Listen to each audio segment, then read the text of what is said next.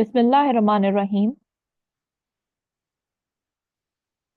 This is the quote of the day, which is the first ayat of the Quran. It is Ikra bismi rabbikal ladzi khalaq. Recite in the name of your Lord who created. So today I will be presenting a very important topic, that is hypertension, under kind supervision of Professor Dr. Saira Afzal. This is the outline of today's presentation. So the learning objectives are that by the end of this lecture, all participants should be able to define hypertension and its stages, identify modifiable and non-modifiable risk factor, explain the pathophysiology of hypertension, recognize symptoms and complication of untreated hypertension, then describe the diagnosis and apply primary, secondary, and tertiary prevention strategies. Then we will discuss current clinical guidelines and in the end, how to promote public awareness of hypertension, followed by MCQs. So what is hypertension? Hypertension or high blood pressure is when the pressure in your blood vessels is too high, that is 140 by 90 millimeter of mercury or even higher. It is very common but can be very serious condition if not treated. So these are the blood pressure categories. According to American Heart Association, blood pressure is divided into normal, which is less than 120 systolic and less than 80 diastolic blood pressure. Then it's the elevated blood pressure category between 120 to 129 systolic and less than 80 millimeter of mercury for diastolic. And then further, high blood pressure is divided into stage 1 and stage 2. In stage 1, the systolic blood pressure is 130 to 139 millimeter of mercury, and then diastolic is 80 to 89 millimeter of mercury. And then stage 2, which is 140 or higher systolic blood pressure, and for diastolic it is 90 or higher. As you can see in the picture, that the categories are divided from green to very dark red, which shows the intensity and how much damage they can do to the human body. So now we come to the types of hypertension. Hypertension is mainly divided into two types: essential hypertension, which is also known as primary hypertension, in which there is no identifiable cause. It applies to more than 95% of cases of hypertension. Then it's the secondary hypertension, which is as a result of some other medical condition. It includes renal diseases, endocrine causes like hyperthyroidism, hyperaldosteronism, medications like oral contraceptive pills, estrogen, and other conditions like coarctation of aorta, etc. So, what are the risk factors of hypertension? Risk factors of hypertension have been divided into mainly two categories.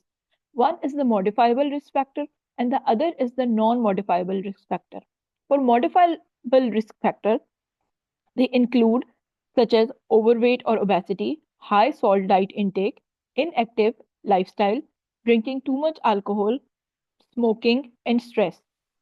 For non-modifiable risk factor, they include old age, genetics or family history, gender, ethnicity, and pre-existing conditions like renal diseases, etc. For symptoms of hypertension, most people with hypertension don't feel any symptom. And people with very high blood pressure, usually 180 by 120 millimeter of mercury, can experience many symptoms, and they include a whole wide range of symptoms. Some of the common symptoms of hypertension can be severe headaches, chest pain, dizziness, difficulty in breathing, nausea, vomiting, blurred vision or other vision changes, anxiety, confusion, buzzing in the ears, nosebleeds, abnormal heart rhythm. This is kind of repetition of the previous slide in which you can see that hypertension signs and symptoms, same which I have explained before. So for complication of hypertension, they can include nearly all organ systems in our body. For example, kidney disease or failure, sorry, sexual dysfunction, peripheral arterial disease, potential vision loss, thickened, narrow, or torn blood vessels in the eye, which can also lead to vision loss, and then different heart complications like symptoms of chest pain and palpitation, hardening and thickening of arteries, risk of heart attack, strokes, heart failure, and peripheral vascular diseases like pain, cold sweats, tiredness, atherosclerosis, and arteries of arms, legs, stomach, etc. So now we come to the management of hypertension. So we will apply the same three levels of prevention for the management of hypertension. These are primary prevention, secondary prevention, and tertiary prevention. So for primary prevention, this focuses on reducing the risk of developing hypertension in the first place by promoting healthy lifestyle choices and addressing modifiable risk factors before hypertension occurs. This is mainly related to lifestyle modification.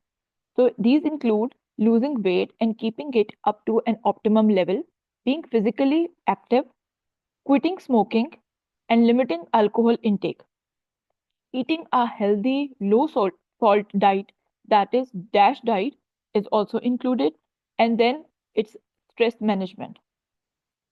So now we come to a very important component of the primary prevention. This is the DASH diet. It stands for Dietary Approaches to Stop Hypertension. It is a healthy eating plan that can help lower blood pressure. It's high in fruits, vegetable, whole grains, and lean protein, and low in saturated fat and sodium. As you can see in the figure, starting from the right side, that DASH diet includes 4 to 5 servings of per week of nuts, seed, and legumes, less than 6 servings per day of lean meats, poultry, eggs, fish, less than 5 servings per week of sweets, 2 to 3 servings per day of fats, oil in the recommended amount, 2 to 3 servings per day of fat-free, low-fat dairy, and 4 to 5 servings per day of fruit, 4 to 5 servings per day for vegetables, and 6 to 8 servings per day for whole grains. And it is recommended to decrease the amount of salt, added sugar, and fats in the diet. So now we come to the secondary prevention, which is based on the principle of early detection and intervention. Secondary prevention mainly focuses on early identification and interventions for people at risk of hypertension or those in early stages of the disease to prevent further progression. These include routine screening. As you can see in the picture, this is a picture of a community screening program. So, regular blood pressure checks for adults, especially for those over 40 years of age or with previous risk factors of or other comorbidities to detect hypertension early. Education on risk factors. To raise awareness about factors such as family history, diet, and lifestyle choices that may predispose individual to hypertension. And again, we are going come back to the lifestyle changes that for individuals already identified with elevated blood pressure but not yet diagnosed with hypertension, it is still advisable to promote interventions like diet modification, exercise, etc. And then we come to the medication. And for those diagnosed with early stage hypertension, medication may be prescribed alongside with lifestyle changes to prevent further escalation. So these are some of the medication and treatment options for hypertension. These are very basic medication which I have included in this slide, which include ACE inhibitor, including enalapril and lisinopril to relax blood vessels and prevent kidney damage. Then there comes the angiotensin 2 receptor blocker, including losartan and telmisartan to relax blood pressures and prevent again kidney damage, and then calcium channel blockers and diuretics. So now we come to the tertiary prevention, which includes managing complication and preventing further damage. This focuses on managing hypertension once it has been diagnosed and treating complication to minimize the impact on health and quality of life. So these include ongoing treatment and monitoring, as we know that hypertension is nearly a lifelong condition. So it is very important to continuously monitor hypertension and its progress, and then manage other comorbidities, treating other health issues that are often associated with hypertension, like diabetes, high cholesterol, and heart diseases. Again, lifestyle modification, you will notice that it is present at every level in prevention of hypertension. Regular follow ups and checkups are very important to assess to assess the effectiveness of treatment and adjust medication as needed, and preventing further complication like through eye disease and vision loss, etc. So now we come to a very important component of public health, and which is the sustainable development goals. As we know, sustainable development goals were uh, given in 2015, and the targets were to achieve certain level of health and other indicator by 2030. So for diseases like hypertension and other non-communicable diseases, the main target was to reduce by one third premature mortality from non-communicable diseases through prevention and treatment, and promote mental health and well-being. Basically, this is the target 3.4 of the SDG 3. So, World Hypertension Day, it is a day which has been dedicated to raising awareness, promoting prevention, and empowering individuals to manage their blood pressure very effectively, and leading to improved health outcomes and a reduced burden. This day is celebrated every year on 17th May all over the world. So now we come to the global burden of hypertension. As we know that hypertension is a fairly common condition, and it is present in every household around us. So basically, if you can see, there is progress from left side to the right side. About 4 billion adults are affected by high systolic blood pressure in 2019. And out of 4 billion, 1.3 billion adults aged 30 to 79 years are affected by hypertension. So first category is the high systolic blood pressure, which leads to the hypertension. And then among these 1.3 billion, about 10.8 million deaths are associated with raised blood pressure. These are statistics from 2019. So hypertension causes over 50% of total of heart diseases, stroke, and heart failure cases. And $100 billion about um, equal to $100 billion per year are dedicated for the hypertension and its management and complications related to this. This is the expenditure nearly estimated from all over the world. So it is a very big burden, economic burden on all of the countries right now. So, continuing with the global burden of hypertension, as we mentioned earlier, that about 1.3 billion adults age 30 to 79 have been diagnosed with hypertension. And the alarming situation is that most of these, about two-thirds of these, are living in low and middle income countries. And out of these which have hypertension, it is estimated that only about 46% of the adults are even unaware that they have the condition. And less than half of the adults, 42% with hypertension, are diagnosed and treated. And approximately only 21% people with hypertension have it under control. So it leads to a kind of treatment cascade for the patients of hypertension. That first there is patients with high blood pressure, then comes the category of those patients who even know that they have blood pressure. Otherwise, people are living their daily life and they don't know that they have the hypertension or high blood pressure condition.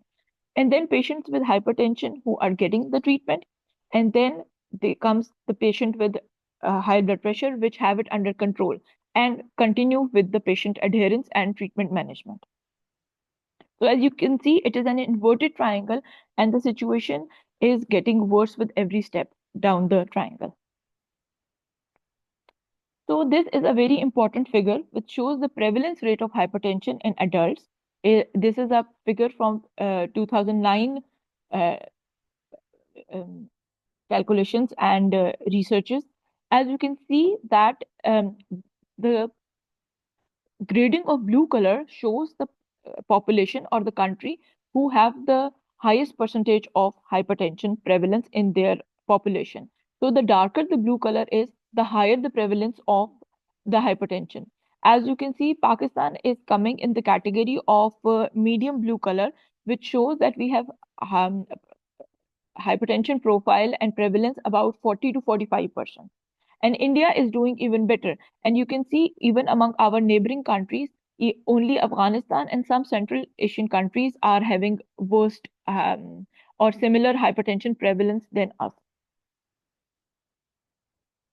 So now we come to the Pakistan hypertension profile. This is from the World Health Organization 2019 statistics. It is the latest available on their website. As you can see, that age standardized prevalence of hypertension in adults is that overall it is 43%, but the alarming situation is that women are suffering more. That is 45% in Pakistan, as compared to the other world data in which men are likely to suffer more from hypertension. In Pakistan, according to the data, women are suffering more. So as you can see in this figure, that this is the global prevalence, which is around somewhere a little above 30%, but Pakistan is having prevalence of hypertension above 40. It's around 43%. And of the 32.3 million adults living with hypertension, about only 44% of them are diagnosed, 35% of them are treated, and even less than only 11% of the total hypertension cases have it under control, which is very alarming situation. So this is the national response of hypertension. As you can see, some of these are the targets which have been set by World Health Organization for every country to achieve to control non-communicable diseases like hypertension. Unfortunately, Pakistan has only one national response, which is in the category of surveillance, that it has conducted recent national survey measuring raised blood pressure and hypertension. Regarding all other responses, we are lagging behind, including setting a national target for blood pressure, national target for salt consumption, and whether Pakistan has conducted recent national survey on salt sodium intake, which is a very, very important topic, still under debate and very much less explored in our country, and the functioning system for generating reliable cause-specific mortality data on routine basis. So the mortality data is there, but it is not very cause specific. And then for treatment, there is no guidelines for the management of hypertension on national level, and to which is there is consensus among all countries. This is also lacking. So World Health Federation, in order to combat hypertension, as I have mentioned, that the SDG target for 2030 is to reduce the mortality by 1/3 for all NCDs, including hypertension, which is a very big target. If we are looking at the number of deaths, it is a very big target. So World Health Federation came up with a roadmap for all diseases related to heart diseases, particularly also hypertension. So, according to World Health Federation roadmap for hypertension, in 2021, they identify roadblocks and suggest potential solutions to improve cardiovascular health and help reach the target set out in the SDG, as I mentioned above. A roadmap is a framework to identify roadblocks and suggest potential solutions on the road to 2030. Global roadmaps have been developed by worldwide experts to detect the problem and offer solutions on specific topics impacting cardiovascular mortality. So, these are the obstacles which have been identified to effectively prevent, manage, and control hypertension worldwide, globally. So, as you can see on the left side, it is written demand side, and below that, it is written supply side. So demand side is actually from the individual and the population and the community. So the hurdles which we are, and the supply side is by the government and the NGOs which are providing the treatment and management for the hypertension. So for the pre-diagnosis, from the demand or the public side, there is low awareness, low access to screening, and from the start of treatment and drug therapy, there is the presence of unaffordability of drugs, lack of willingness, motivation, unhealthy social norms. For example, westernization of diet, etc. And then for follow-up and retention of the treatment, there are competing priorities, poor patient healthcare worker relationships, fear of side effects or long-term effects, issues with complex drug regimens. And from the supply side, which is the government side or the administration side, there are availability of low screening, inaccurate measurements, no diagnosis. And then poor awareness, understanding use of guidelines, staff, drug, equipment shortages. And then we are coming to uh, to the solutions which have been provided to the supply side and to the demand side, that how we can improve overall the global situation of the hypertension. These include that government and health system should be willing to make hypertension control a priority, shaping healthy environments to facilitate the choices of individuals toward healthier lifestyle, availability of treatment with cost effectiveness and affordable medication. And from the demand side, as I mentioned earlier, which are the individuals and patients, they should be aware of their own BP, and there should be a mass awareness campaigns to make people aware that BP or blood pressure is a condition and they should know when it is abnormal. And then how to, again we come to the lifestyle modification, how important it is and how important it is to adhere to the treatment. Patients are started on the treatment, but they do not understand the importance of taking the medicines regularly. Once their symptoms improve, they leave the medicine. So this is a very important point. And then to the both side, education of both healthcare professionals and patients to address awareness, facilitate and encourage an adherence to treatment, and understand that blood pressure control is a lifelong commitment. So these are some of the potential solutions which have been described to overcome obstacles, which I've mentioned previously. These include develop population-wide prevention and control programs, including availability and distribution of essential antihypertensive drug, roll out opportunistic screening, encourage out of office or BP measurement, especially home BP monitoring. That is an important point which is coming up. Strengthen primary care, promote and implement task sharing and team based care, deliver people centered care, strengthen patient and carer education, facilitate adherence to pharmacological therapy, and in the end, foster the use of novel technologies like mobile health, e health, apps, etc., to help patients manage their hypertension at in longer time and all over their throughout their life. So now we come to the multiple choice questions. So we will start, and I hope that you all will participate. So, number one, a man presented in outpatient setting with blood pressure at 135 by 85 millimeter of mercury. What category of hypertension he will be labeled as? A. Normal. B. Elevated. C. Hypertension stage 1. D. Hypertension stage 2. And E. Hypertensive crisis.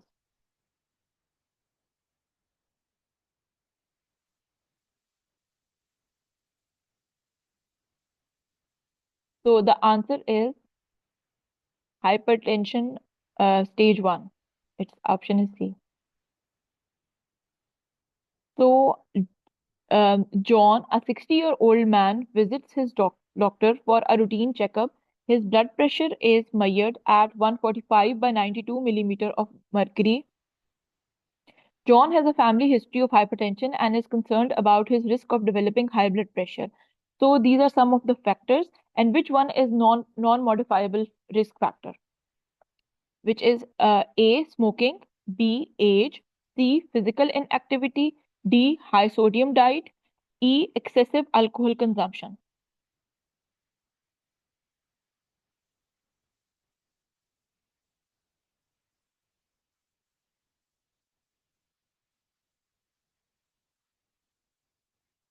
Okay, so the non-modifiable risk factor is basically age.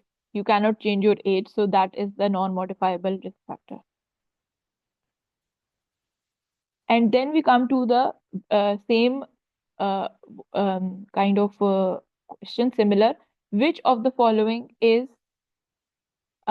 modifiable risk factor for hypertension? A, family history of hypertension. B, age. C, sedentary lifestyle. D, gender. Or E, ethnicity. Which is modifiable risk factor.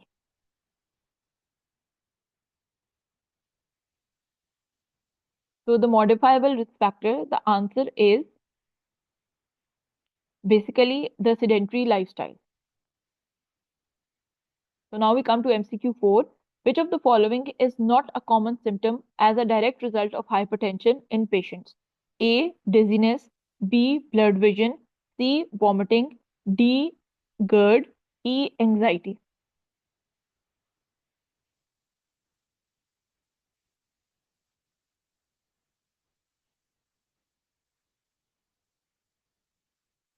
So the answer is D. GERD. It is not a result of a direct result of hypertension. How does effective management of hypertension support the achievement of SDG 3.4? That is, reduced by one third premature mortality from non communicable diseases by 2030. A. By eliminating all cases of hypertension globally, thus completely removing the risk of heart disease and stroke. B. By improving public awareness campaigns on healthy diets to prevent hypertension and related NCDs. C. By reducing the burden of hypertension related complications such as heart disease, stroke, and kidney failure, thereby lowering premature mortality. Or D. By increasing access to surgical intervention for individuals with severe hypertension, decreasing long term care needs. Or E. By focusing on curative treatment for hypertension rather than prevention to ensure long term survival rates. What do you think is the answer? B.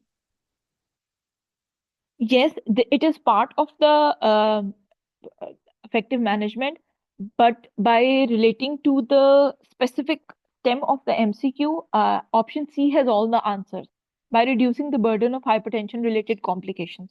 So it is kind of option C for this one. B is included, but not the complete answer. So for um, question number 6, World Hypertension Day is celebrated to create awareness about hypertension. Which day is World Hypertension Day celebrated every year? Option A, 7 April, B, 1st January, C, 17 May, D, 24 March, or option E, 14 November.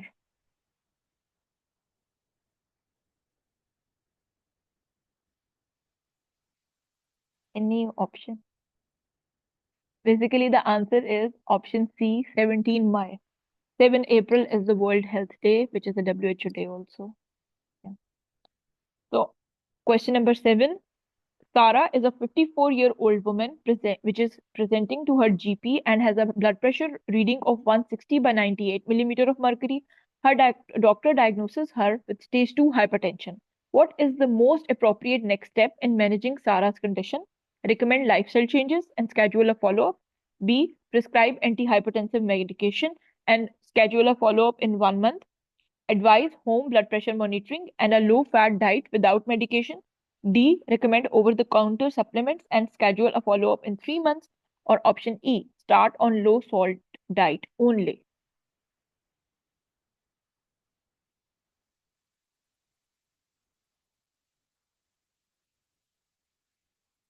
So the answer is basically option B. Prescribe antihypertensive medication and schedule a follow up in 1 month. So, question number 8. How many people were found to be suffering from hypertension in 2019? Option A 1 million, B 10 million, C 1 billion, D 3 billion, or option E 5 billion.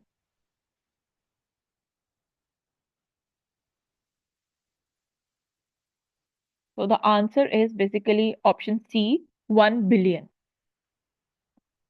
So now we come to MCQ number 9. How many people with hypertension have it under control? 1 in 10, that is about 10%. 1 in 7, that is about 20%. 1 in 5, that is about a little more than 20%. Or option D, all of them or none of them.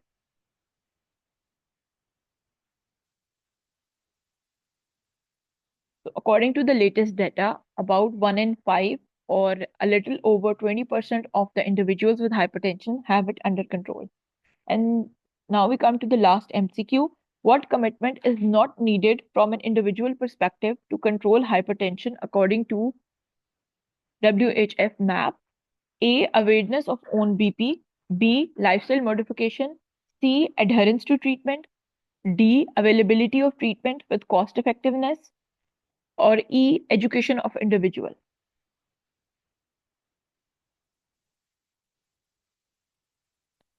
So the answer is availability of treatment with cost effectiveness. This is a responsibility from the supplier or the government side, and it is not the needed from the individual or the patient perspective. This is the MCQ key. This is the YouTube channel where my presentation will be available. And thank you very much for watching my presentation. Well done, Dr. Tamia. Very good presentation. However, I want to highlight some point that more